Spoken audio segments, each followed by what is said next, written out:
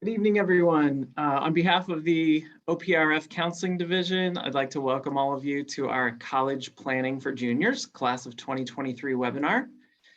Thank you for joining us, and thank you for holding for just a couple minutes there. We were still getting a lot of people entering, so we just waited for a few extra minutes. My name is Scott Sponsler, and I'm one of the counselors here at OPRF.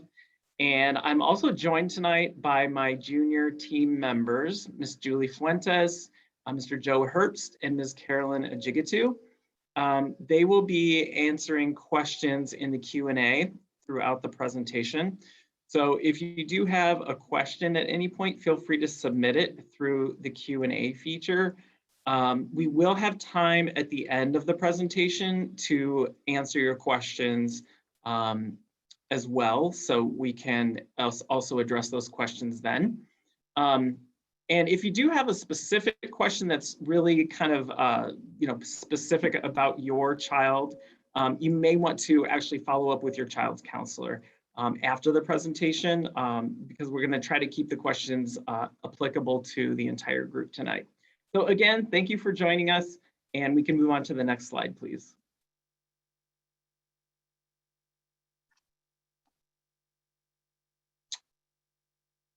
Okay, so this is what we're going to be covering tonight. This is what you should know after this evening's presentation. We're going to talk about the college planning timetable and a to-do list for current juniors. We're going to talk about financing for college and trying to make sure that you're getting a good value from the college that you're going to. We're going to talk a lot about college fit. So when we speak with students, we talk to them a lot about college fit and finding that best fit college for you as a unique individual. We're going to talk about requirements for admission so that you have a better understanding of what college admissions officers are looking for when they're reviewing applications. We're also going to debunk some myths about admission. There are a lot of myths out there, and I just want you all to be aware of the information that is actually factual about college admissions so that you can help your children navigate the process. We're going to talk a little bit about standardized testing. It's becoming less and less a part of the admissions process, but we are going to address it and talk a little bit how you can prepare for those standardized exams and how your students are able to take those exams if needed. And then I'm going to talk a little bit about Naviance, which is our college and career planning platform. This is what students can use to do college research and will ultimately be the platform that we facilitate their college applications through, including sending their transcripts and materials from OPRF to their colleges. Next slide, please.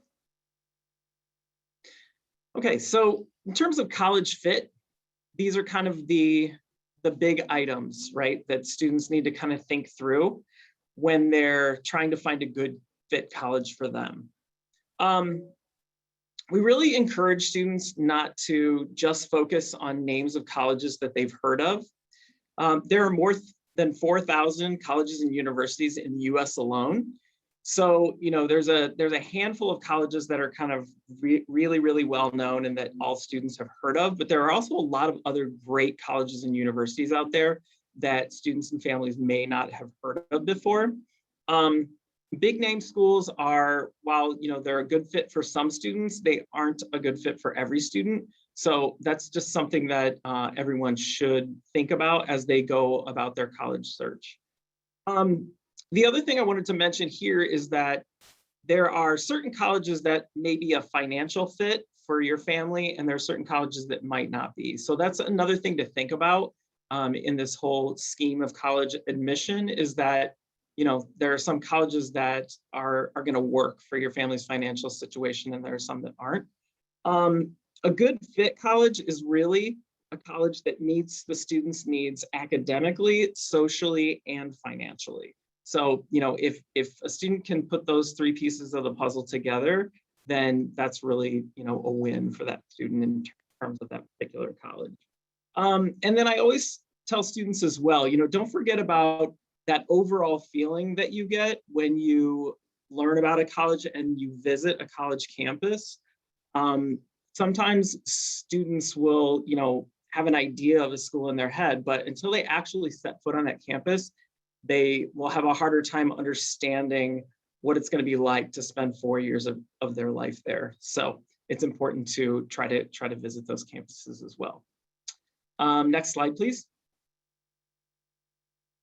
Okay, so in drilling down a little bit on location, there are a lot of different options. I pulled this data out of Naviance, our college and career planning platform. This is the class of 2021 and kind of where students ended up. So you'll see that nearly half of the class actually ended up at out-of-state four-year colleges. And then a good portion of students ended up in-state at four-year colleges as well. And then we had some people at two-year college. Most of them would go to Triton, which is our local community college. And then there are several other categories: employment, trade school, career training, military. More and more students are taking gap years, which is a year to do, an internship or an international program or something like that. And then we do have some students who either don't have a solid plan when they graduate. Many of these students are students that will end up in trying to do like our SITE program, which is a program where they can continue at the high school and get support as they seek other opportunities following high school. So this is just kind of a general idea of where our students went last year, so that you can kind of just have that picture of what happens with a graduating class. And then next slide, please. Okay, so talking a little bit about the size of a school. There are really pros and cons to big colleges and small colleges and universities. So it's important for students to consider how they learn best, what type of atmosphere they're looking for. Do they prefer smaller class sizes with a lot of active discussion and participation and integration with other students and professors? Or are they more independent learners who can learn in larger classes? Are you the type of student that can sit in a larger lecture hall and absorb the information and feel like you're really learning in that type of an environment? There's also things to consider, like the number of extracurricular activities, right? A larger college or university is going to offer a lot more of those type of opportunities, or a broader range, I guess, than maybe a smaller college or university. One of the things that I often tell students here is that, because a lot of students will come to me and say, I don't want to go to a college the same size or smaller than OPRF, but just remember that OPRF has about 3,400 students. A college with 3,400 students or less is going to feel a lot different than high school with everybody being in one building, just because of the nature of the campus community and how it's spread out in lots of different buildings.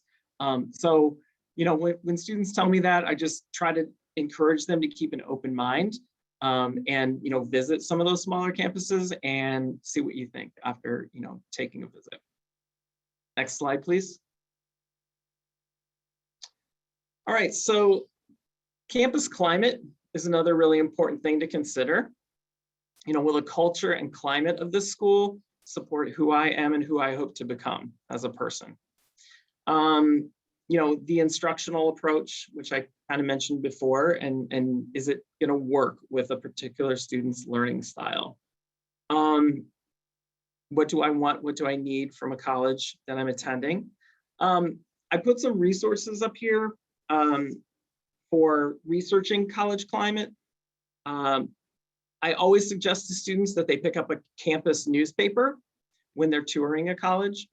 You can really get a great idea about what's important to the students there by reading the student newspaper. The FISC Guide to Colleges is also another really valuable resource, which will kind of give you ideas about the campus climate. And then I put a link in here to a college personality quiz. You'll be able to access a PDF of this presentation afterward, and all of the links will be live. So you'll be able to click on that link and have your student take the college personality quiz if that's something you're interested in doing. In terms of personalities, there are colleges with a more progressive slant. There are colleges with a more conservative slant. There are colleges where the students are really focused on community service. There are colleges that are very political. There are colleges where religion is a focus, right? So all of these factors are things that you should think about when you're trying to find a good fit from a campus climate standpoint. Next slide, please.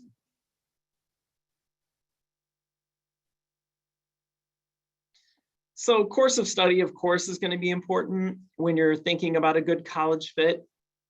Most colleges and universities have a wide array of majors and minors.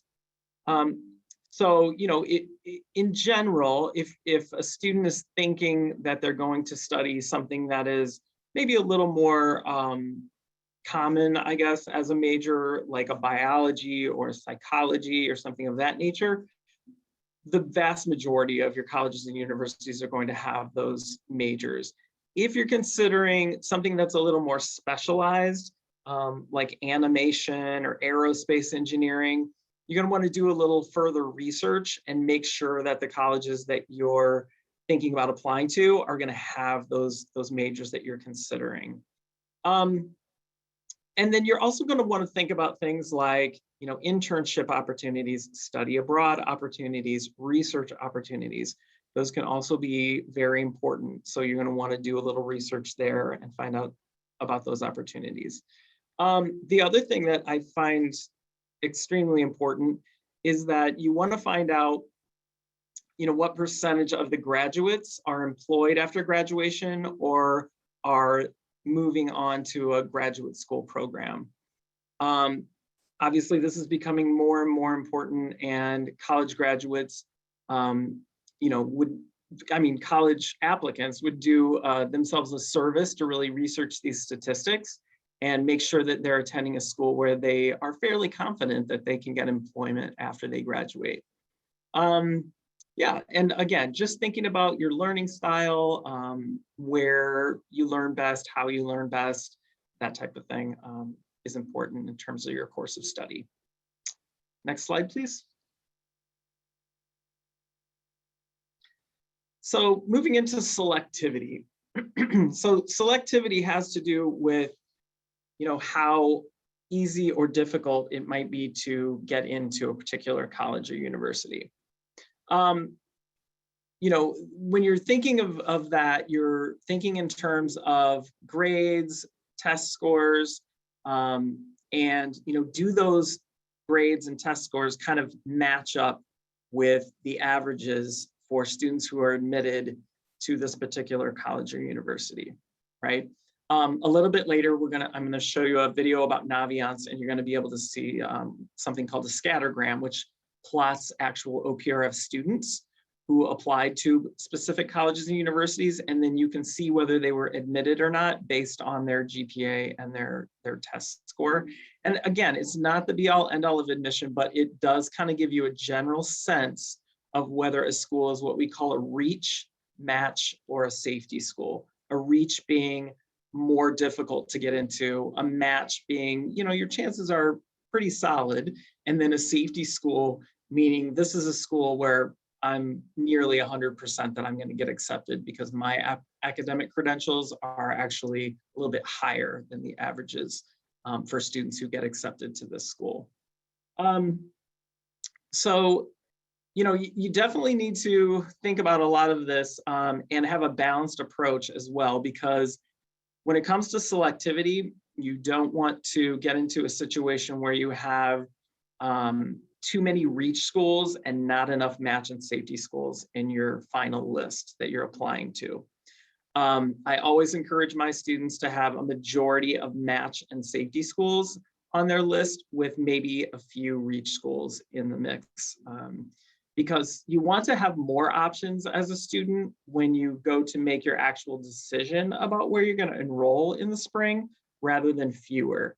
And if you have too many reach schools and not enough match and safety schools on your list, you run the risk of not having as many options when it comes springtime when you're making your decision on your enrollment. Next slide, please. So again, with selectivity, this slide just gives you a general idea of kind of the different categories. Open, of course, accepts all applicants with a high school diploma. So those would be your community colleges. And then, less competitive is going to accept the top 65% or more of their applicants. And then as you go down the list, all the way to ultra competitive, you see those ultra competitive schools only accept the top 5% of their applicants. And you can see the standardized test scores are pretty high. So one thing I do want to point out is that schools in the most competitive and ultra competitive categories are reach schools for everyone. That's how I approach it when I talk with students about those schools, because they're only accepting 5 to 10% of their applicants. Even if you look like you meet their academic credentials, it's still not likely that you would get into those schools, right? So we hope that students will get in if they apply, but they just need to understand that it's still going to be a reach, even if you do have amazing academic credentials, because so many of their applicants have those same credentials. So just be aware of that when you're thinking about selectivity. One other thing I wanted to mention about selectivity as well is I was reading an article recently. I can't remember what website it was on, but basically the point of the article was that when it comes to employers, and I think they surveyed like 600 employers, businesses throughout the country when they came up with this stat, but when it came to surveying employers, they were not as concerned with where a student went to college. They were more concerned about, do they have skills that are applicable to this particular job? Do they have any experience in the form of an internship, things like that? So, just consider all of these things when you're trying to put together a solid plan and a solid list of colleges that you're thinking of applying to. Next slide, please. Okay, so standardized tests are still a piece of the college application process. They're becoming less important, which I think is a good thing for students. Most colleges who are requiring standardized test scores still will accept either the SAT or the ACT exam. If you are taking the ACT, make sure you find out if the writing portion is required. Like I mentioned, there's a growing list of schools that are test optional. I've included a link here. It's fairtest.org. You can actually see the full list of schools that are test optional, which means you can send a test score in, but you do not have to. If you choose to not send a score in, that's completely fine. And then the SAT subject tests, which used to be a factor in college admissions, have been discontinued. So those tests are no longer available and required for any student to take. So just so you know, the date when current juniors will take the SAT here during the school day is April 13th of 2022. And that's, a Illinois state mandate that the students take the SAT in school. And then students can also use that SAT score for their college applications if they want. And just to reiterate the test optional statistics here, according to the National Association of College Admissions Counseling, 84% of colleges say they will go test optional or test blind for 2022 admissions. So about 65% are test optional this year. So as you can see, the trend is toward test optional, test flexible, some schools are, or test blind. Test blind means they won't consider your standardized test scores even if you send them in. Test optional means students can decide whether or not to send any test score. And if they don't send a score in, they will not be penalized in any way. And then test flexible means that students can decide what type of test they want to send It can be an SAT score, it can be an ACT score. Sometimes it can even be an AP exam score. There's flexibility around the test score that they're able to send in to those particular schools. One other thing I wanted to point out here is that doing well on a standardized exam does not make up for a low GPA or academic performance. So your academic performance and what you're showing, you know, how you're showing your level of commitment to your academics is always going to be, you know, toward the top of the list when college admissions officers are reviewing the applicant's profile. Next slide, please. Okay, so for those standardized tests, there are a number of preparation options. One that we recommend to students all the time is Khan Academy because they have free online SAT prep. Students can connect their College Board account and their PSAT score to Khan Academy, and Khan Academy, once it pulls in the PSAT score, will create customized lessons to help that student improve their score in areas that they might have scored lower on when they last took the PSAT. So there are instructions for students in the class of 2023 Google Classroom about how the student can link their College Board account with their Khan Academy account so that they can get that customized prep.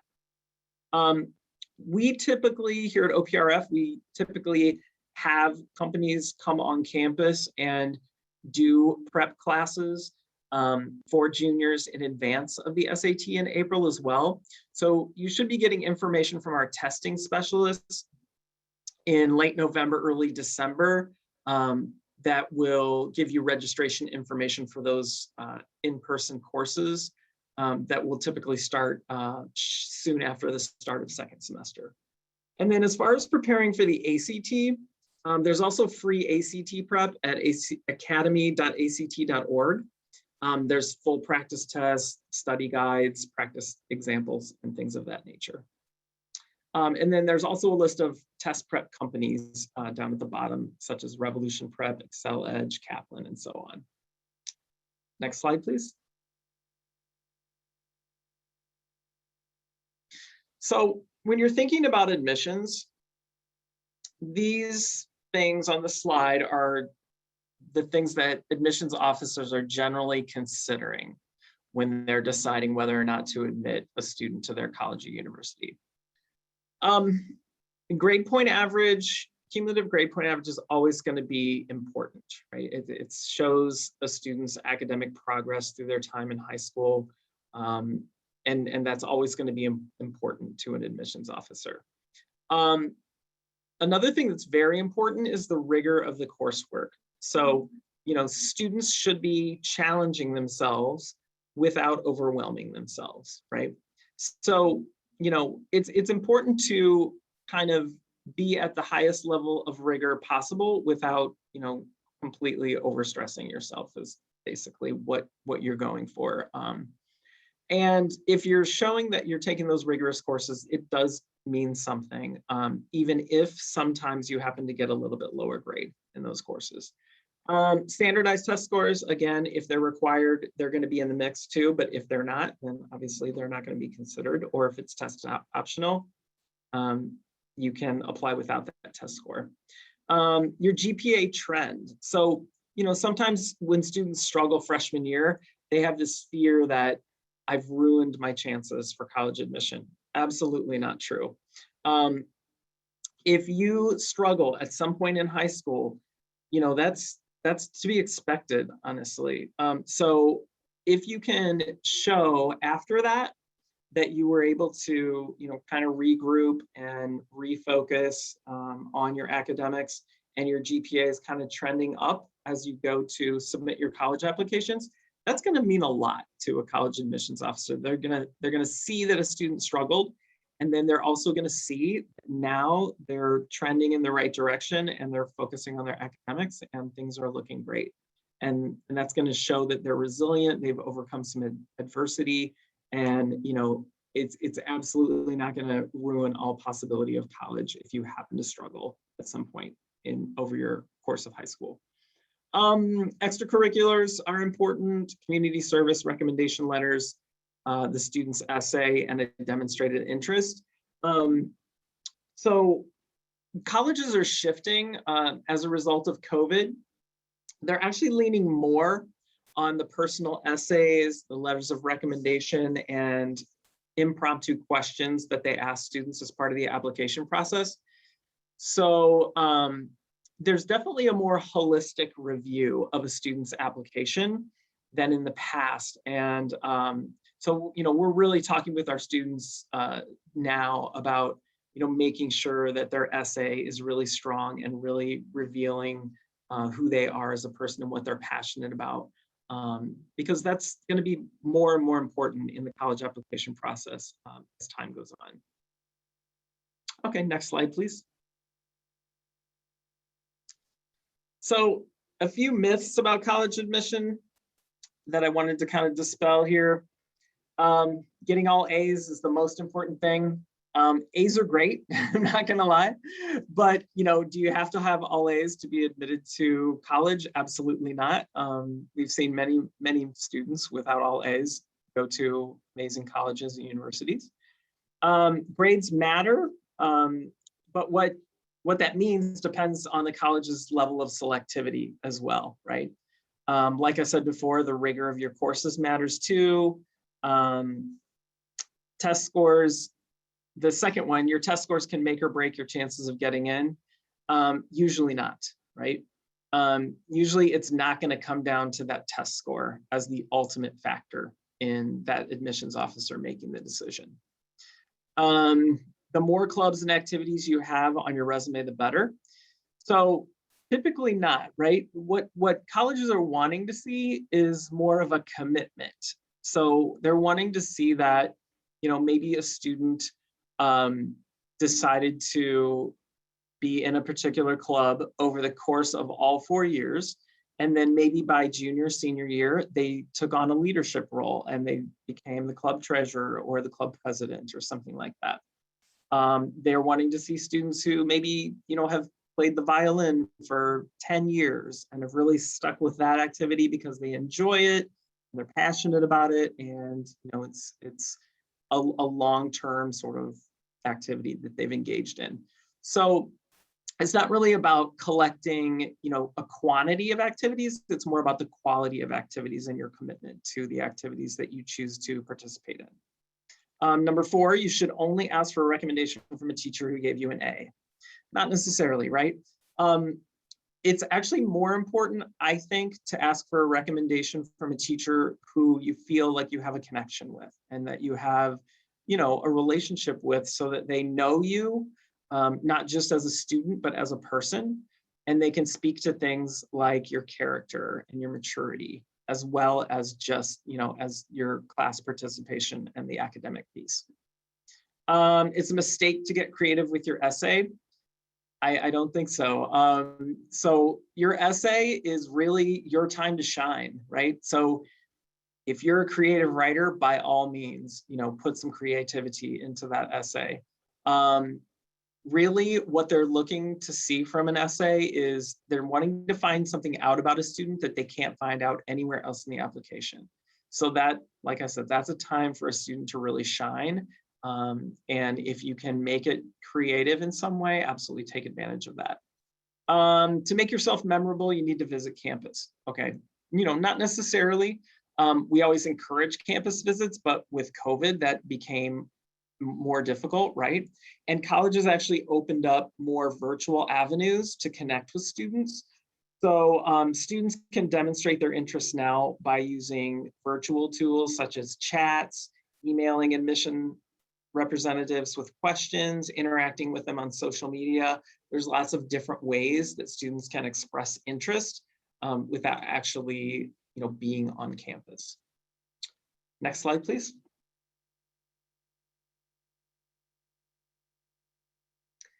Okay, so one other thing that students can do when they're trying to find a good college fit is to go to our college callers. These are actual admissions representatives that meet with our students here at OPRF. We have hundreds of admission representatives that visit OPRF, and they come in the fall and the spring. And these are the people who are actually reading the applications and making the decisions. If students want an email reminder, they can register for a visit on Naviance. They must obtain a pass in one of the counseling offices before, at least one day before the college caller is happening. And they must get the pass signed by their teacher for the class period. So they are able to miss class to meet with the representatives. However, the teacher has to sign off on it. And then if they want to come during a study hall or lunch, then they don't necessarily need a pass to come down. And right now, the college callers this fall are really focused on seniors, and they are still virtual. We don't have the reps actually coming into the building at this moment. We will have another round of college callers in the spring, and those are going to be primarily focused on juniors so that your juniors can have the opportunity to start meeting with those representatives in the spring. We're not really sure if they're still going to be virtual at this point or if we may have people be able to come into the building. We're kind of playing that by ear at the moment. Next slide, please. So for those college caller meetings, there are ways that students can receive notifications regarding the college caller's schedule. So this is just an image that will show you the how to send a text message that will sign you up for those weekly alerts so that you can see which college representatives are visiting OPRF in the coming week. Next slide, please. And this is if you want to receive push notifications for the college caller schedule through the Remind app. So just another avenue that students can receive those notifications about the college callers that are attending OPRF. Next slide, please. So college fairs. This is another great resource for students and another way for students to learn about colleges and connect with college admissions representatives. I have links to a lot of different organizations and college fairs on this slide. The National Association of College Admission Counseling, or NACAC, has college fairs. They are virtual this fall, but there are a couple of events coming up. October 24th, November 2nd is an arts and STEM college fair, and November 14th is a general college fair, virtual, of course. And then the Illinois Association of College Admission Counseling also has a college fair calendar. And then I've also put links to HBCU and their college fair events. National Portfolio Days, those would be geared toward fine art students who are looking to put together portfolios and get information about how to make their portfolio really strong for admissions. And then the Chicago area regional reps links that are on here are actually links to recordings of virtual lunch visits with admissions representatives. So you can go watch YouTube videos that admission representatives have put up, so you can get a little bit more information about what they're looking for in terms of admissions. Next slide, please. So visiting local campuses, we really have a great advantage in a lot of ways, being where we're located here in this urban environment, because we pretty much have every type of campus community within probably a 45-minute drive, which is fantastic. So when it comes to visiting campuses, I always encourage students and families to do local field trips.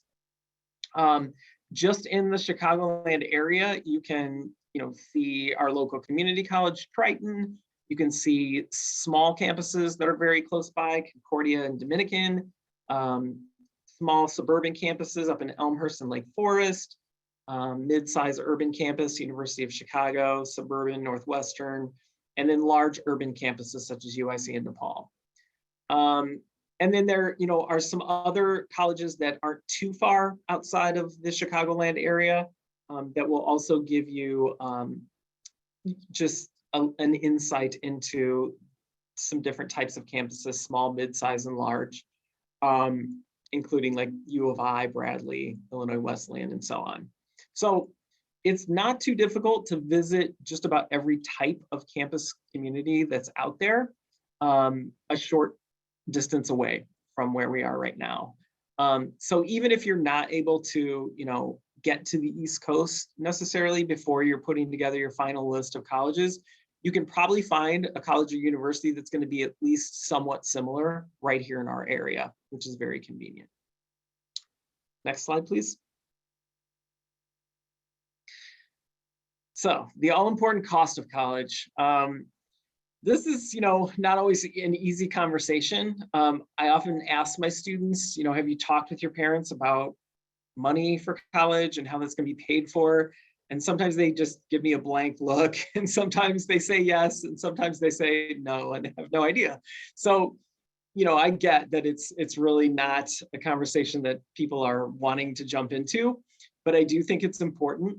And I do recommend that, particularly this junior year, you have those conversations between students and parents, so that students are realistic when it's coming to the financial piece of their college lists. So, you definitely want to think about getting the most bang for your buck. And, college obviously costs a lot of money. So you really want to try to get a return on investment as much as you can. There's a link on this slide to an article, Is It Time to Talk to Your Teen About Paying for College?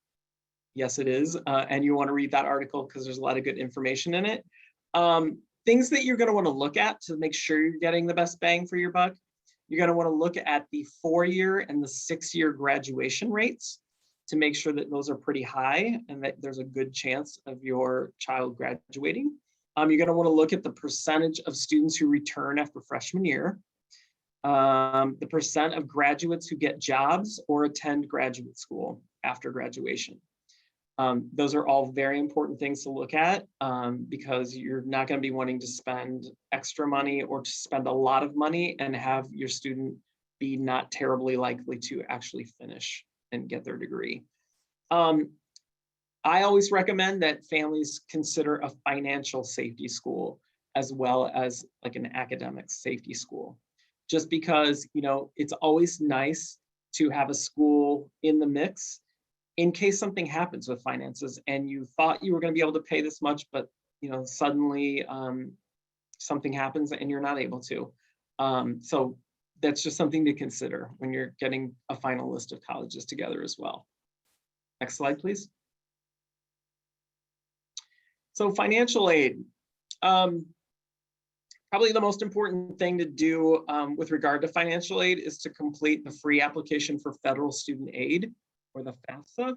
This really begins the financial aid process. So in order to be considered for all federal and state need-based aid, a student and their family must complete the FAFSA. It's also required by many colleges and universities to even be considered for merit-based scholarships. So there really is no downside to completing the FAFSA. Sometimes I will get students who say, well, oh, my parents have saved up enough money and they can pay for my college. And so they don't want to complete the FAFSA for some reason, but I always encourage them to fill it out anyway, because the only thing it's potentially going to do is make you eligible for paying less money, which is never a bad thing. So, my view is go ahead and fill out the FAFSA. There's no downside. So for the class of 2023, current juniors, the FAFSA can be submitted anytime between October 1st of October 2022, so next fall, and June 30th of 2023. The earlier you file, the better, because the earlier you submit, the earlier, like, you reserve your place in line for any money that you might be eligible for when you first submit the FAFSA, okay? So just to make sure you're eligible for the most amount possible, you're going to want to try to file it pretty early, and I usually encourage my students to try to do it within the month of October, in the fall when they're applying to colleges. There's a federal student aid estimator. And I have a link to it in here as well, where you can go and fill out some basic information, financial information, and get an estimation of the amount of aid you may be eligible for based on your current financial situation. Most college websites will also have those financial aid estimators. So you can go to a college's website, click on financial aid, and fill out their financial aid estimator for that particular school. And then every October, at the beginning of the month, we typically do a financial aid night. So next October, when your students are applying for college, you can make sure and attend our financial aid night and get a lot more specific information about the financial aid process. Next slide, please. Scholarships. So junior year, particularly as we get into second semester and over the summer, is a prime time to start applying for scholarships. The reason why I encourage my students to apply during spring of junior year and summer is because there's oftentimes less going on at that time than fall of senior year and even later in senior year. So if the scholarship is open, you might as well apply early, right? And then hopefully you'll start getting some of that money, and it will just make the student feel better that they're already kind of racking up some scholarship money. The other thing is fall of senior year, when you're actually going through the application process, between that and school, that's really maxes out a lot of students and extracurriculars. I mean, there's so much going on that it's hard to do scholarship applications at that time. So there are a lot of links on this website, on this slide, a lot of different websites. There's a couple apps that students can use to search for scholarships and apply for scholarships. So I definitely recommend that students get started on this junior year for sure. Next slide, please. This is Adriana Castillo, is our Illinois Student Assistance Commission representative. She is the resource that families can reach out to with questions about the FAFSA, the free application for federal student aid, and anything related to financial aid for college. So I have her contact information here. You can email her or call. She's excellent, and she will be able to answer any of those questions you have as you're going through and filling out the FAFSA, or just other questions about financial aid that may come up. One other thing about the FAFSA before we move on, Illinois has made completing the FAFSA a graduation requirement. So all students are either required to complete the FAFSA to graduate from an Illinois high school, or their parent needs to fill out a non-participation waiver saying that their student will not participate in the FAFSA, okay? Next slide, please. So I wanted to talk a little bit about Triton College being our local community college. As you can see by the in-district cost per credit hour for Triton at $138, it is very affordable compared to a four-year college. Students can take 15 credit hours, which is basically a full load each semester, and come in at a total of around just over $4,000 for the school year. So, you know, when you're talking about bang for your buck, that's pretty good bang for your buck right there. It is a little bit higher for certain programs, health science programs like nursing, radiological tech, and surgical technician programs, for example. But still, at $6,600 for the year, it comes in at a pretty good cost. And then, you know, so definitely Triton is a very good option for a lot of our students. And students can work with advisors at Triton to make sure that all of their credits are going to transfer to whatever four-year college they're considering once they move on from Triton. Next slide, please. I just wanted to point out to the Triton Scholars Program. This is a two-year program for academically talented in-district students, and basically have the plan to transfer to competitive four-year schools, okay? So this is a program students can apply for during their senior year. And again, it's a rigorous program. It's a program for those students who are high achieving academically. And it requires more than just a traditional Triton application in terms of it. It does require a certain GPA, faculty and counselor recommendation, and then other indicators of academic potential. So there's a little bit more extensive application for this program, but it's a very valuable program that many of our students have taken advantage of. Next slide, please. And just to give you an idea of some of the schools where Triton scholars have transferred to after their 2 years at Triton, this is a very large list of schools that students have gone through the Triton Scholars Program and then finished up their 4-year degree at. So there's some very selective, very well-known schools on this list. So these students are prepared to be successful at those types of colleges and universities. Next slide, please. So to finish off the Triton Scholars Program here, these are some of the benefits of being a Triton Scholar. Carefully selected faculty, small classes, intellectually demanding, full academic scholarships. So, you know, that's nice for students that are qualified. And several other benefits. There's contact information for the program director, Dr. Michael Flaherty, on the slide as well. So if you have any questions about the program, you can feel free to reach out to him. Next slide, please. And then these are just some other career possibilities I wanted to throw up here when students do decide to attend Triton. There are some programs where students can take, you know, a class or maybe a handful of classes, earn a certificate, and actually end up making decent money. And so I just wanted to point out some of the programs that Triton has for those students who may not be ready necessarily for a 4-year college experience, but are looking to, you know, at least have the skills that they need to potentially earn a decent wage. All right, next slide, please. And then I just wanted to point out a few other post-secondary options. So in addition to a 4-year college degree, there are certificate programs like the ones you just saw. There are also trade schools that are available for students who may want to become an electrician or a welder, things like that. There's also proprietary schools. These are for-profit institutions.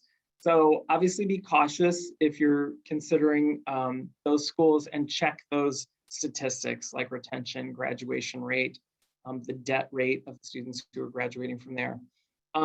Gap year, like I mentioned before, a lot of students are taking gap years now and either working or doing internships or community service, things like that. Some students go right into the world of work after high school, and we counselors work with them as well to help them figure out where they want to get a job and where they want to work. And then the military is also an option for students after they graduate. Next slide, please.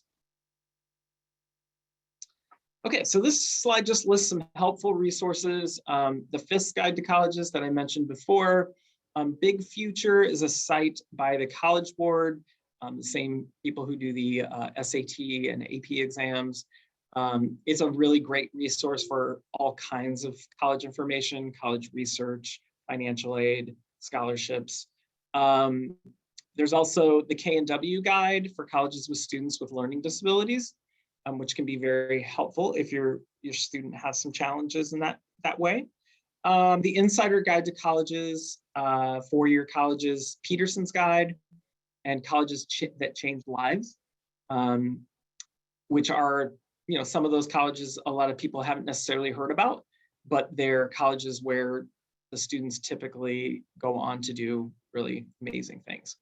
And then the Occupational Outlook Handbook will give you lots of information about jobs and employment outlook for lots of different types of jobs and career areas. Next slide, please. Okay, so I wanted to talk a little bit about Naviance. This is our college and career planning platform. This is basically what we try to get all of our juniors into in order to do their college research. It's a very convenient place to sort of favorite colleges and then further research on colleges. And ultimately, the list of colleges that a student decides to apply to will actually come from Naviance. They will put them on a list in Naviance called Colleges I'm Thinking About. And then during their senior year, they will actually then convert over into colleges I'm applying to when they let us know that they're definitely applying to those schools. Next slide, please. So in terms of how to log into Naviance, students should already know, but here's a review. Under quick links on the OPRFHS homepage, over on the right, there's a link that says Naviance. So you can click on that if you're a student or a parent, guardian, and then it will ask you if you're a student or a parent, and you choose which one you are. And the students they already have their login as their OPRF email address and then a password that they chose. If they forgot the password, there's a forgot your password link. For parents and guardians, you do need a code to register. And that code is, there's a link that says I need to register, and you're gonna click on that first. And if you're parent guardian number 1 in Skyward, your code is the letter A followed by your student's 6-digit ID number. If you're parent guardian number 2 in Skyward, your code is the letter B followed by your student's 6-digit ID number, okay? So once you've put in that code, you'll answer a few other questions in the registration form, and then you'll click I accept, and that will complete your Naviance registration, and you'll be able to set up your own login with your own email and password so that you as a parent guardian can log in, and then you will have view only access to your students' Naviance information. Next slide, please. So just some of the highlights briefly about Naviance. So in terms of colleges, there's a lot you can do in terms of researching schools. Like I said, you can favorite a college by clicking a heart, and that puts it on a list called Colleges I'm Thinking About, which makes it easier to do further research on that school and sort of sets it up to be a potential school that students would apply to. There are various search tools in Naviance. Those scattergrams, which are graphs that plot OPRF students who applied and show you whether or not they got in or not. There's also maps that you can look at. Like for example, if you're looking for HBCUs, there's a map in there where you can click on it, see where all the HBCUs are located, that type of thing.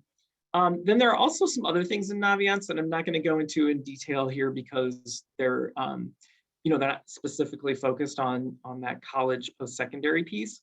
But there are a lot of assessments in Naviance that help students identify strengths and interests and try to match those to potential careers. And there are also other career exploration tools that are available in Naviance. So the next slide is going to have a short video. I think it's 8 or 9 minutes. It's me again, sorry, it's more of me, but it's basically going to show you some of the more important things in terms of college research and the college piece of Naviance. So if you could go to the next slide, please. We'll go ahead and watch this short video.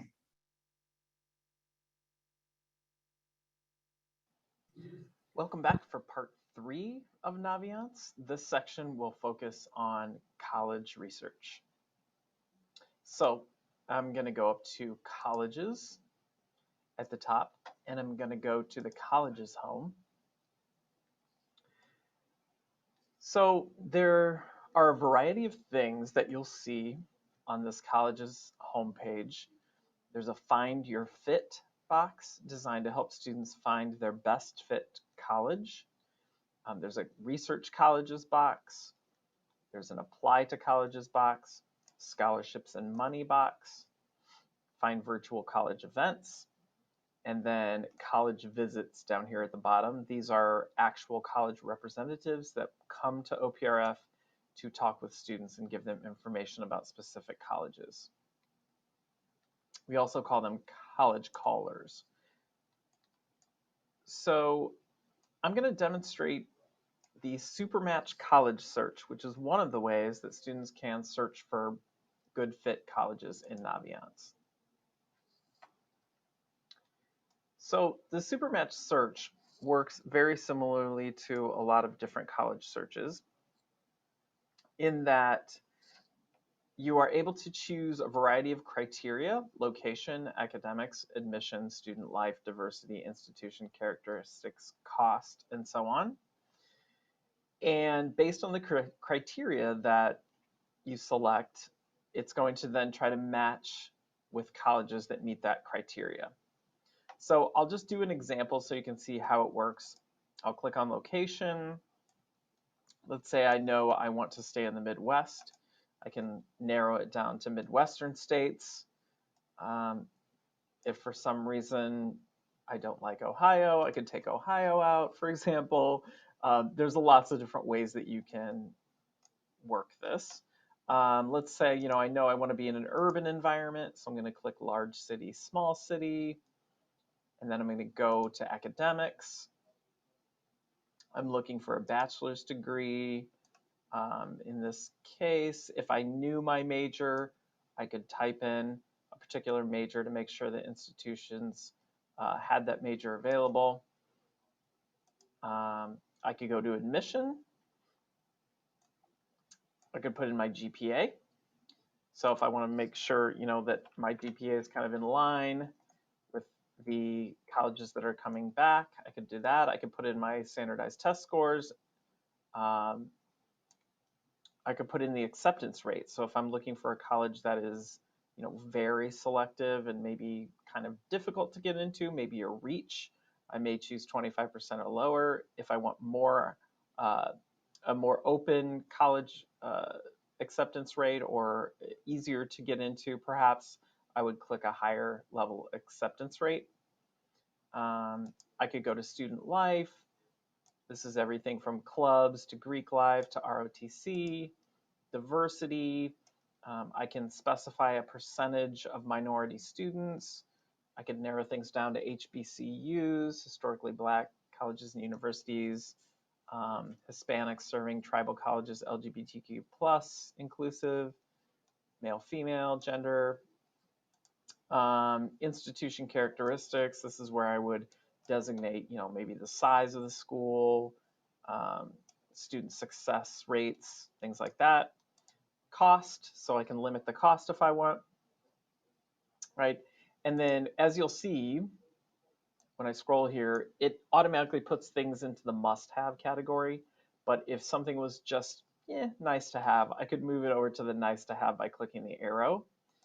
And when I click, or when I scroll down, I'm going to see colleges that actually match the criteria that I put in, and it's going to tell me the percentage match of each college. So again, like with most things in Naviance, I could click favorite to kind of put this on my favorites list of favorite colleges and do more research at a later time. I could also click directly on a college to get a lot more information about a particular college and university. I want to go back to the college's home for a minute. You can also, if you have a specific college in mind, you could just type in the name. I'm going to put DePaul in, for example. Scroll down, click on DePaul University, and you're going to get that full information page about this particular college or university, which, as you'll see, includes a link to the website, virtual tour potentially, pictures and videos of campus. There's a variety of things you can click on at the top: overview, studies, student life, admissions, costs, and spotlights. And then if you scroll down, you get a lot more information about this college in terms of the net price, graduation rate, acceptance rate, college overlaps, which are other colleges that applicants to DePaul also applied to, and deadlines. And then as you scroll down, you're going to get, again, further information about this particular college. One other thing I wanted to point out on this page, and we point this out to students quite often. If you go to the admissions tab, this is going to be helpful in determining if this is going to be a reach, match, or a safety school for you. A reach school being a school that may be difficult for you to get into or challenging to get into. A match school that kind of aligns with your academic credentials, and a safety school would be a school where you're pretty much guaranteed admission because your academic credentials are higher than their averages. So the first thing you can look at here is the acceptance rate. 67% gives you a good indicator, how easy or difficult it is to get accepted here. And if you scroll down a little bit more, these are actually OPRF students, the number that actually applied, got accepted, and enrolled in each of the years past. And then if you scroll a little further, you get this graph. It's called a scattergram. And this is going to plot individual OPRF students that have applied over the past several years and show you whether or not they got accepted, denied, or waitlisted. A green check mark indicating acceptance, a red X indicating denial, and a circle indicating waitlist. And then you're always going to get this point here, which is going to be the average GPA and SAT score for those students who were accepted, in this case to DePaul. So if I were looking at an actual student instance of Naviance right now, there would also be a blue circle that would plot that students on this graph based on their GPA and SAT score. So if my circle is down here, I know that this is more of a reach school for me. If my circle is up here, it may be more of a safety. If it's really close to this point, then it's probably a match school for me. Okay, so in this case, I've favorited or put DePaul University on my colleges I'm thinking about list. Just want to show you how to access that. So if I go back to colleges, right here, I can click on colleges I'm thinking about, and I can see the list of schools that I've favorited in Naviance, which makes more research on these schools easier and sets things up for me to actually make these active applications at the beginning of my senior year. I can also access that list directly from the Naviance homepage when I log in. Colleges I'm thinking about is right here. Okay. So that is a very brief overview of colleges and one way to search for colleges and do research in Naviance. There are a lot of other things to click on and explore in here. I just wanted to give you kind of the basic college search features.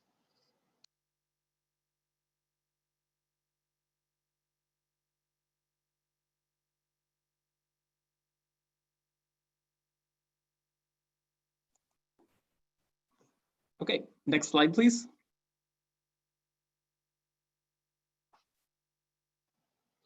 Welcome back for part.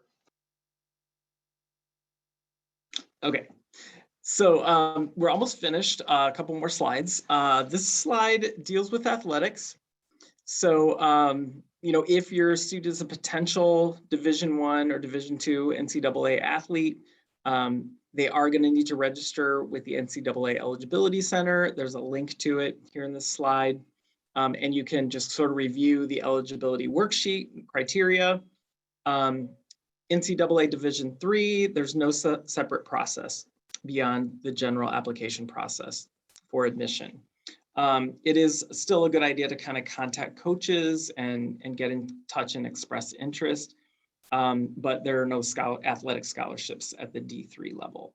So if you're interested, if your student is interested in pursuing athletics at the college level, this information can be useful to you there. Next slide, please.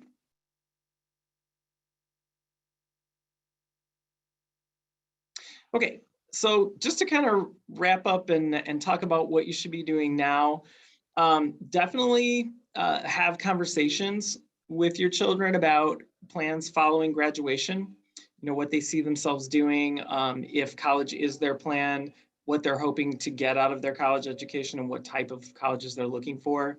Offer support and encouragement. You know, you want the student to lead the process, but you want to be there as that support for them and to answer questions if questions come up along the way. There's a lot that goes into researching colleges and the application process, and it's nice for students to have a lot of support and encouragement along the way because they need that. And then just, you know, enjoy your child's high school life, right? I mean, there's only a limited number of years when kids are in high school, and hopefully parents and guardians are able to enjoy some of that time with their students and their children. And then, you know, I always think it's a good idea for parents, guardians to make sure in terms of their child's digital footprint that it's going to be a true reflection of who they are as an individual, and that they're not putting things out there online or on social media that may come back to be problematic for them in the future. So, you know, as much as you're able to, I would encourage you to kind of take a role in that area as well. And then encourage balance, right? The pandemic was very, very, very stressful for all of us, but for students particularly. And so, you know, it's not worth stressing yourself out over this college application process is not worth sacrificing your mental health for. So, you know, just make sure that your children are you know, have a balanced approach to the process and aren't overwhelming themselves with it. And then I put a link to an article in here that actually cites data from the Pew Research report from 2019 that actually showed that most colleges admit the majority of their applicants. So, you know, there's a lot of stress around, you know, admissions and will I get accepted?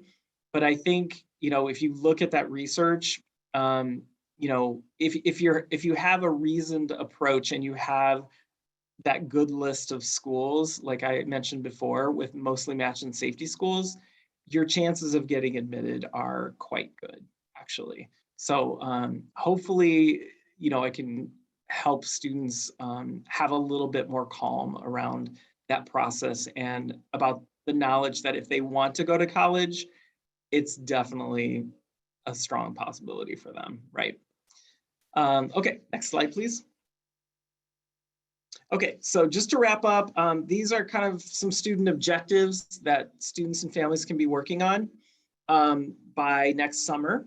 Obviously, try to maintain good grades, research colleges and, you know, if they are requiring standardized tests.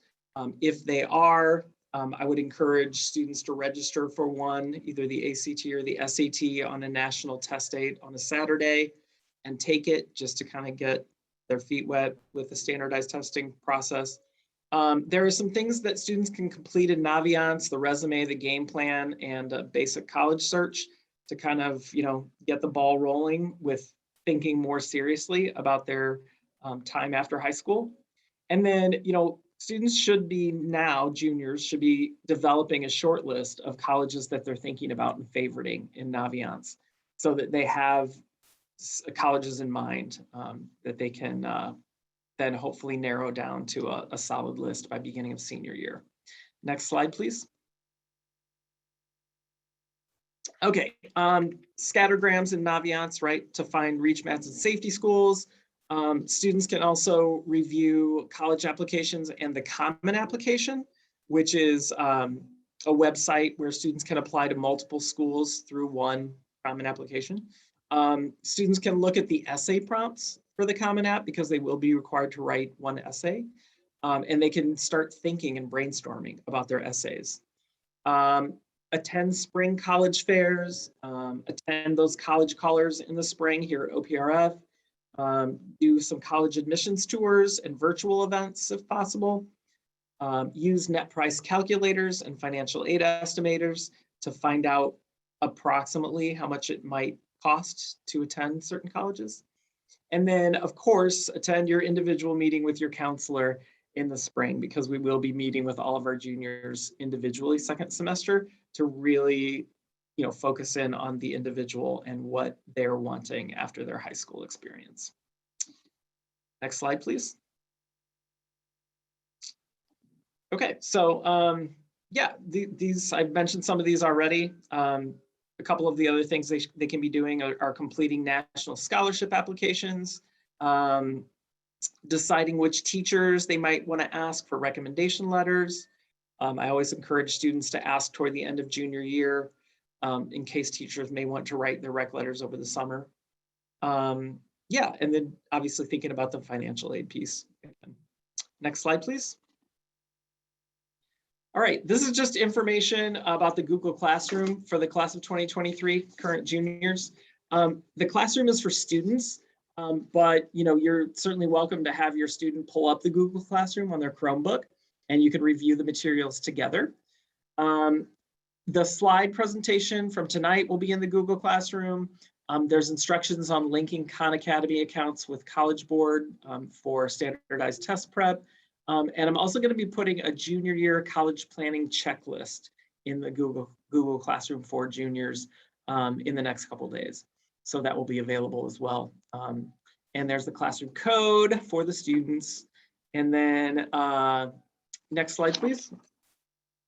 So thank you all for coming. I'm going to invite my colleagues to turn on their cameras and join me now. And we will continue to take any questions and answers that you may have. If you need to leave, feel free to leave. Thank you so much for coming, and reach out to your child's counselor with individual questions if you'd like after the webinar tonight. But if you do want to stick around and continue to ask questions in the Q&A, we're happy to take those questions as they come in. Thanks again, and enjoy your evening.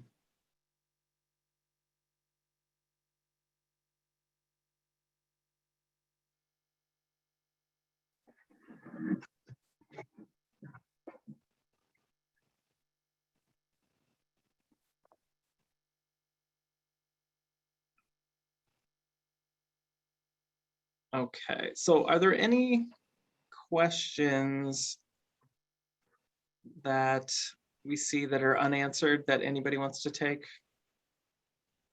at this time? So most of the questions in the chat we answered privately. There's a few that are coming up now. And again, if we missed yours, feel free to ask it again, but I think we covered most. One I think I can answer right now is starting with meeting with counselors about college. When do students start doing that?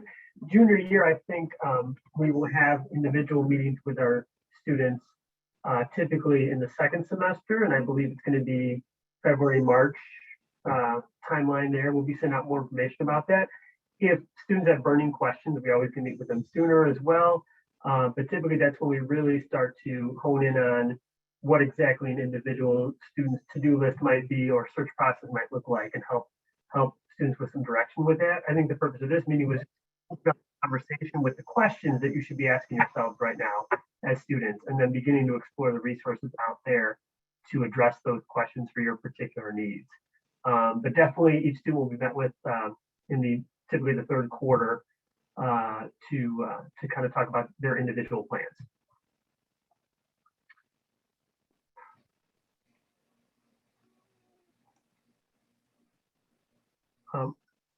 Anybody want to take a question about GPA focus for safety or match schools? That's kind of a good general one, I think. Yeah, I can address that. Oh, I'm sorry. No, go ahead. Into the specific question, but in terms of trying to figure out what is a safety and what is a match, we do use scattergrams as one of many tools, so a student can compare themselves to the other students who have actually gotten into the schools that they're interested in. But there are other measures as well. When we show the students how to get to a school's website and find out the admissions information that's relevant to them. And often there will be some average numbers. So there might be like, okay, this is the average GPA range or the median range of students that were accepted into our freshman class. And there are variations as well, depending on what kind of program a student is trying to apply into. So the school itself might be a match in terms of general admission, but if they're trying to get into an engineering program or a business program at that very same school, it could end up being a reach just because of the competitiveness. So those are the fine details that we will be working through with your students. During we introduce it with the group concept, and then we're going to go in for individual meetings and go over their particular areas of interest. Yeah, and I just want to thank you, Ms. Ojigtu. I just want to answer this live for anyone who's still here. I don't think I said this earlier, but this webinar was being recorded and will be available on the OPRF YouTube channel in the next few days. So if you do want to review anything from the webinar, or if you didn't get a chance to see it all or whatever, it will be available on the YouTube channel. So.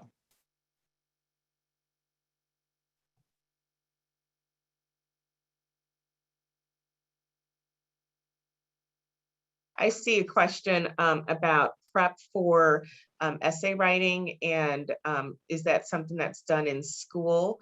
And this does come up typically during the fall of senior year. Some of our English classes, or really I should say some of our English teachers may include a unit where there is some college essay assignment that's related, but it's nothing that is required by the senior curriculum in any way. What we typically share with our students during the spring of junior year is to use the summer for their drafting time, because in most cases, the questions that are going to be part of the common application, which is one of the more common application, redundant, is posted in the spring. So we all know what the questions will be on the fall application.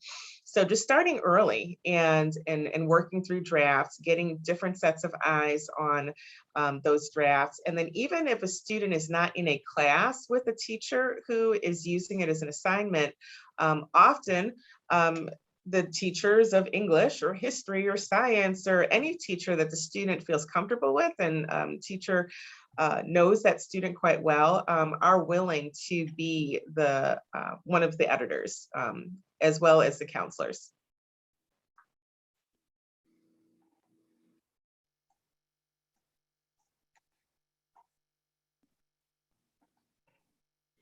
So I'll take the question. There's a question, are there other portals besides the common application that allow for submitting to multiple schools? There's also another application called the Coalition application.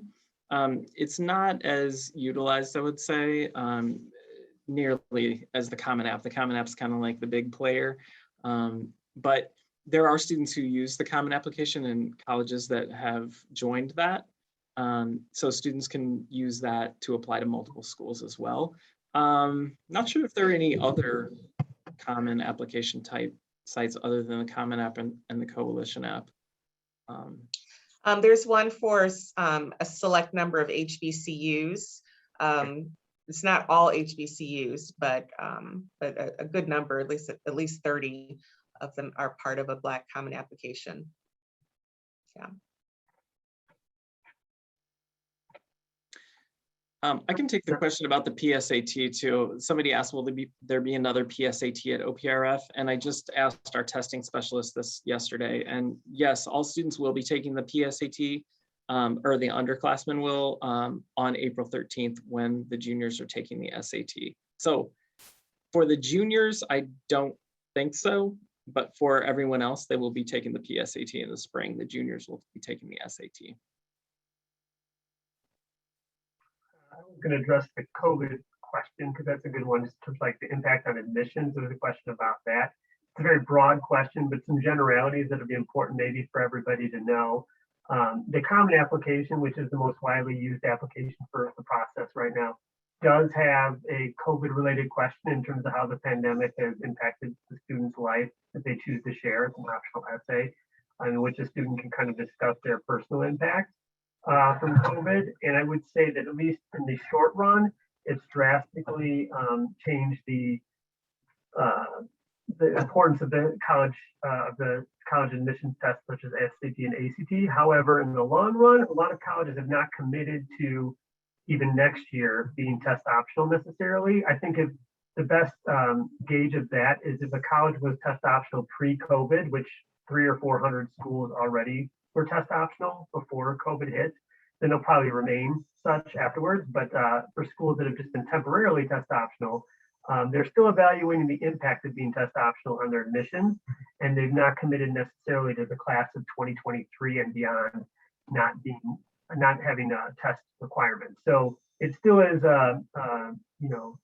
we'll see what comes of it sort of situation. So I would encourage all students, this relates to another question here, to potentially take the SAT more than once, because often students will have a higher test score if they're more familiar with the test and they've sat for it already once. So although all juniors will take it once for graduation, we would encourage students, I think, as a general rule, to take at least a second attempt on their own to choose to sign up for an SAT. And ACT and SAT are quite similar, but that is another test that students can use for admission. And the ACT sometimes is a higher overall score than the SAT. So I encourage students to check that out. And some of this is covered in the presentation, but just to address some of the questions related to it. I think outside of testing, COVID hasn't had that wide of an impact on admission because we did still issue letter grades every semester a student has been here.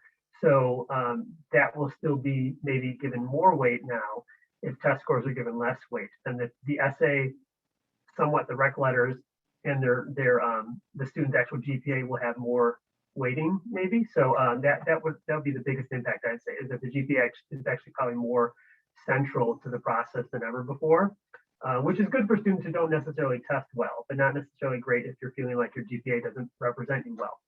So anything else besides that with COVID that would be significant? Anybody want to interject?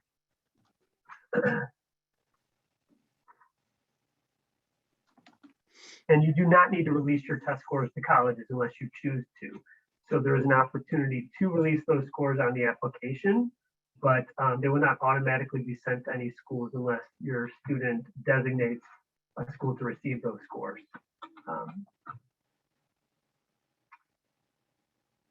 Enough words for me for now.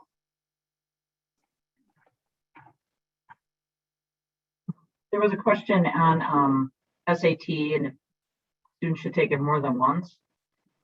Everybody will take it on April 13th. So I recommend my students taking an additional time. Depends on what colleges they're applying to and what's required of the specific college, but all students are automatically registered. They will be taking it, all juniors, on April 13th, and students can and will have time to take it a second time at the least after that date. But they will not be registered by up there if they're taken on a Saturday, a test date of their choice.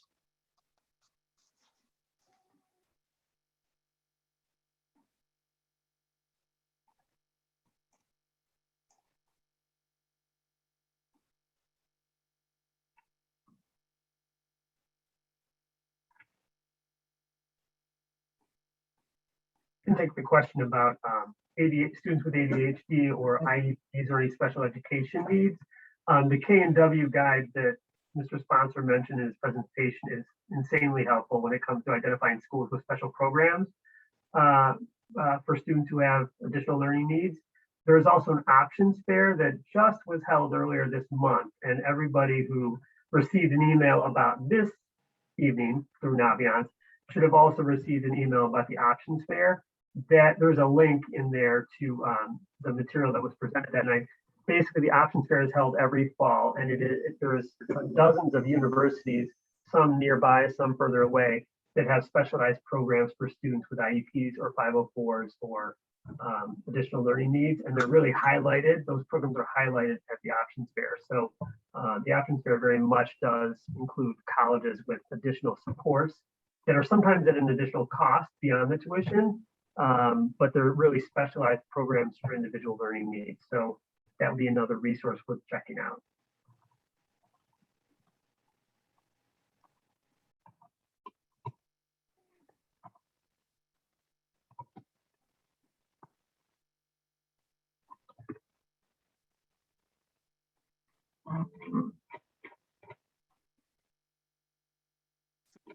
There was a question about the scattergrams, since current juniors only have the PSAT scores available. So the PSAT is really a practice SAT. So, you know, the thinking is that typically the students' last PSAT score, when they actually take the SAT, their score will raise a bit from where it is on the PSAT, since they've had more education since they took the PSAT. So, you know, right now, yes, the juniors only have the PSAT scores in there, but if you're looking at the PSAT score, you can typically estimate that it's probably going to go up a little bit when they take the SAT, hopefully. That should be the trend. And then you can, you know, kind of get a general idea again about where your student falls on the scattergram.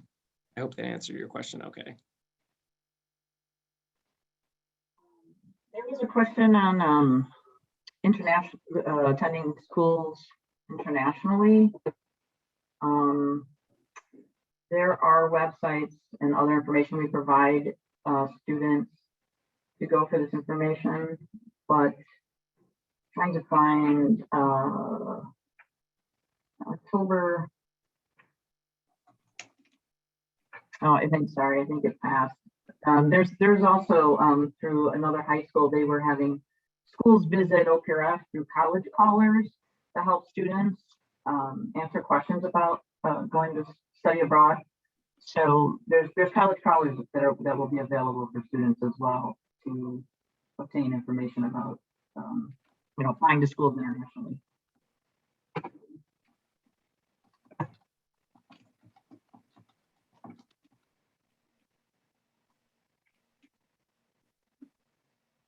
Just one additional question was related to concern about teachers not necessarily knowing students well enough to write letters of recommendation.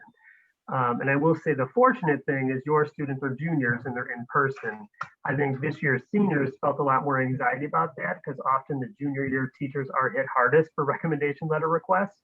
And many of those classes were remote last year, obviously. There was still the ability to form really great relationships for many students, and often a teacher, even during that circumstance, and a student building a connection, that can really highlight the student's ability to go kind of beyond the electronic formats to be able to connect with a teacher. And so I don't want to say that that's not possible, but given the fact that we are back in person, I do feel like that would be less of a concern for your students as juniors, because hopefully they'll be building those relationships as they would any other year right now. And I will say students often can ask teachers that are not junior year teachers, maybe freshman year, maybe somebody who knew them in class and maybe also was a sponsor for them. The central question I ask my students is, which teacher do you think knows you the best and maybe knows you the most comprehensively? Like knows where they know kind of a little bit more about you than maybe the other teachers would. And often, surprisingly, students don't often identify themselves as having any significant contribution. And so they're like, I don't know which teacher would say anything really that great about me. Don't have them overthink it. Really just ask the teacher that they feel comfortable with. And that teacher often will be delighted to an honor to be asked and be willing to write them a letter. But we can definitely help navigate the question of who to ask for a letter during our individual meetings as well. And there was a question about to-do lists for juniors. We will be in the Google Classroom and when we meet individually, giving students a to-do list of what they should be working on during junior year in this process. Okay.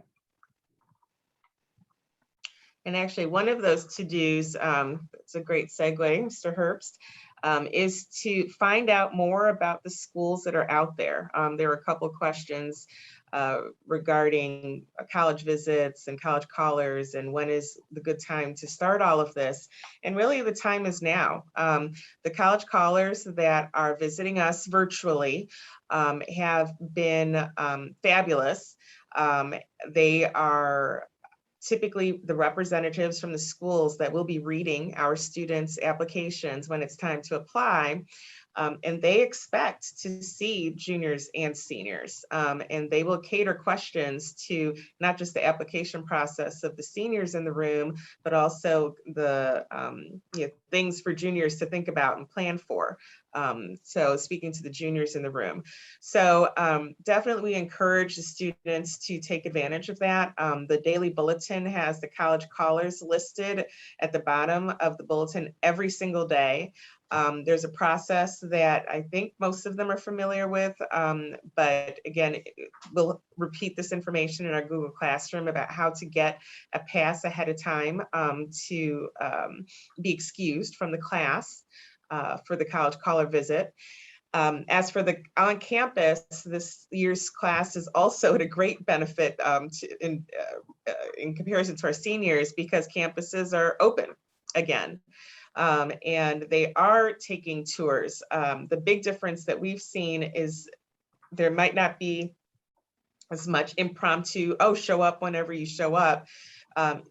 In many cases, you have to call ahead or go online to reserve a space so they can limit the numbers of the tour groups.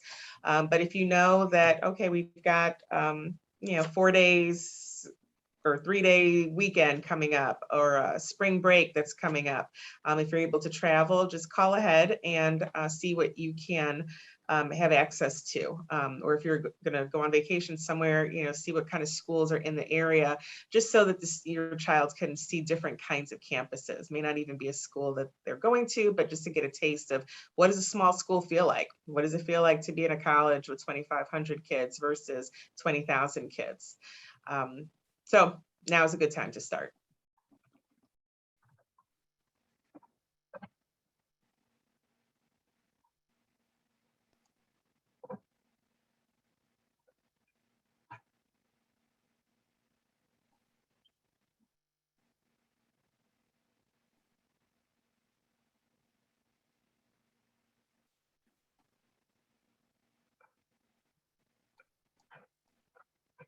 I do see a question about kind of what the meetings with the juniors will entail and some other questions along those lines. I'll just speak up and talk a little bit about that. We will start off with a group conversation. So very similar to this presentation, we asked a lot of philosophical questions, more questions and answers, and that's purposeful because we want the students to start thinking like, well, who am I and who do I want to be? And that's hard for the 16-year-old as well as the 40-year-old often, but we still want them to start examining themselves, their interests, what drives them, and it can cause great frustration because they may not have the answers to a lot of those questions. And part of our job is to let them know that that's okay. We just need to get a general idea of what kind of campus world will allow them to grow up into the adults they'd like to be.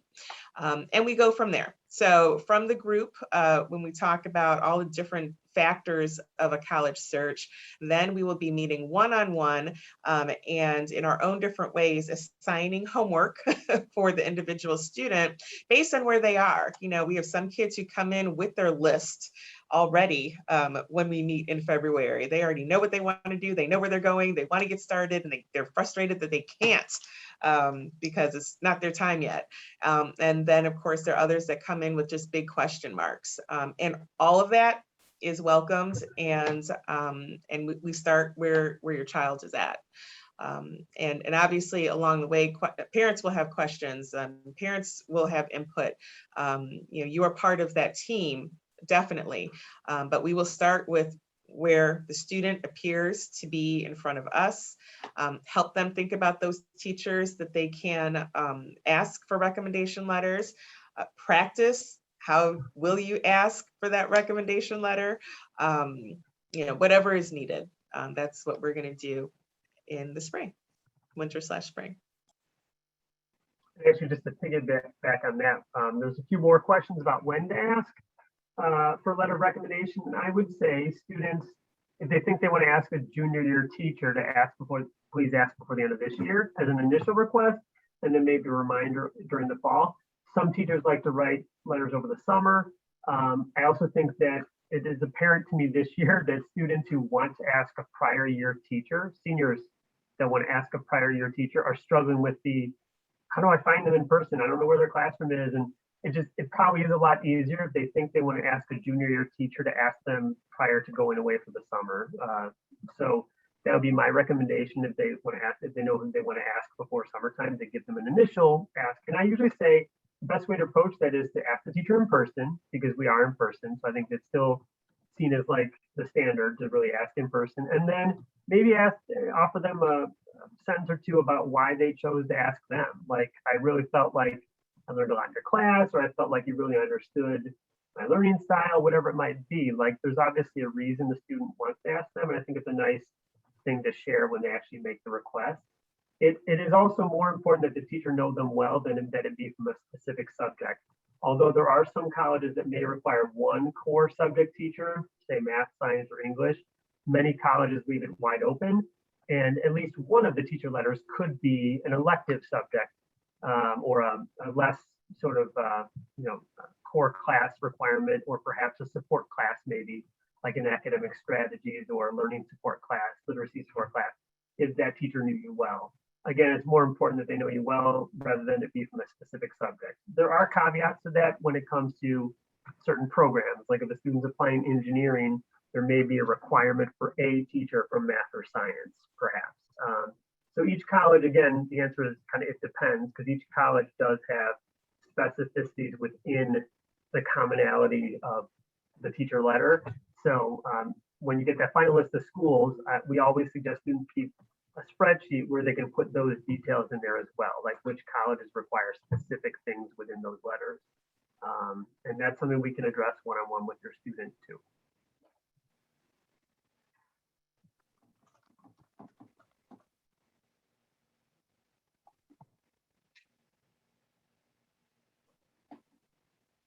I think we covered the ones that are listed here. Let me know if there's something missing.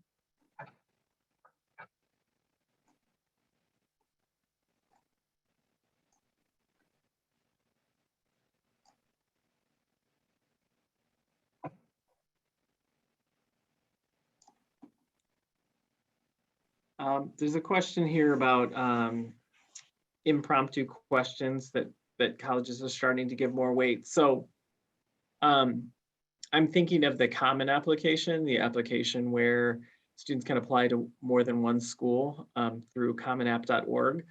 So they do a Common application, but there's also, when they click on each individual college, there's a place where colleges can put something that says questions, or sometimes it'll say supplement, and there'll be a supplemental essay.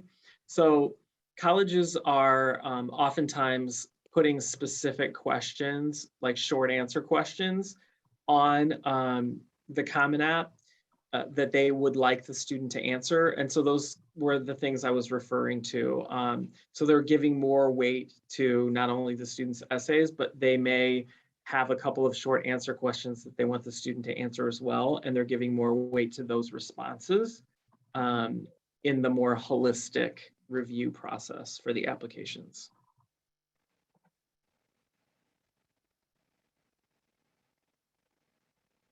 Is the ACT taken through OPRF as well? No, students have the option to take the ACT, but they must register on their own. The high school does not register students to take the ACT. We sponsor the SAT only, but it's certainly an option to take outside of OPRF. And we do offer, I think we typically offer the ability to sit for the exam here. Right. Students need to register on the ACT website. They're not automatically registered at any point. I think there was a specific question about just sort of the differences between the ACT and SAT, and we kind of addressed that. But I would always suggest it is super easy to go on those ACT and SAT websites that Mr. Sponsor mentioned in the presentation. That will be available to everybody afterwards as well. Where have your son or daughter take just a practice exam, an actual SAT or ACT, and just see where they land, which one feels more comfortable, because there's not really a great predictor of which one is better for your particular student other than taking it and seeing. One will feel typically more comfortable, or they'll kind of produce commensurate results between the two tests and there won't be a statistical difference. I will say I did have a higher number than usual this year and last year of students who had a higher ACT score than SAT, even though they'd never taken it before. So it does tend to, the ACT tends to be a little less math focused overall, and some of the reading comprehension and analysis maybe shows up stronger on that exam, whereas math is a heavier portion of the SAT. But honestly, taking the exams is the best way to find out which one's better. And there are at least 6 opportunities to take an ACT or SAT each year. And those dates are listed on College Board and the ACT's website, as well as the registration deadlines. I will follow that up by saying, yes, the tests are still in existence and they are still an option, but due to COVID restrictions, so more schools had to go to test optional or test flexible because there was such limited access. Not all kids could get to a testing center and take an exam. And what we are finding in our meetings with college reps is that what was temporary because of COVID is turning into permanent practice for many schools. And there are some schools that are, maybe giving it a 5-year waiting time.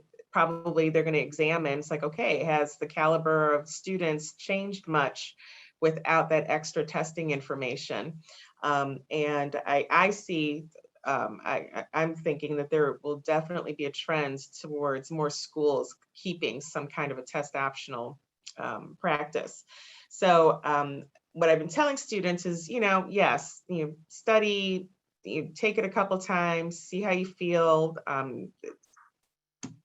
Pick one, do both. But in the end, the transcript is the most important piece of information in the application file. All of these other factors contribute to the file, but the most important piece in there is the transcript, the grades, the rigor, the trends, and that's what we're encouraging our kids to focus on. So I had a junior the other day, so well, what should I be doing right now? I goes, well, you should be doing your homework and you should be getting regular sleep.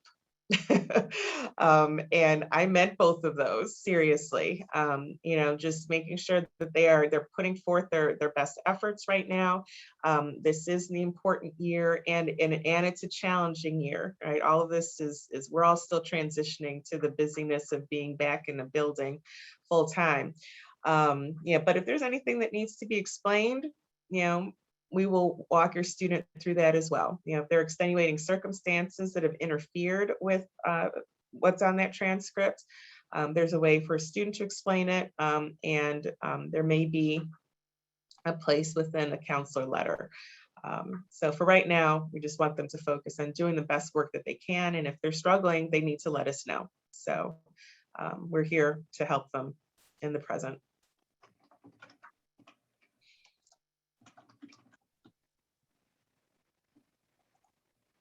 Piggyback on that briefly.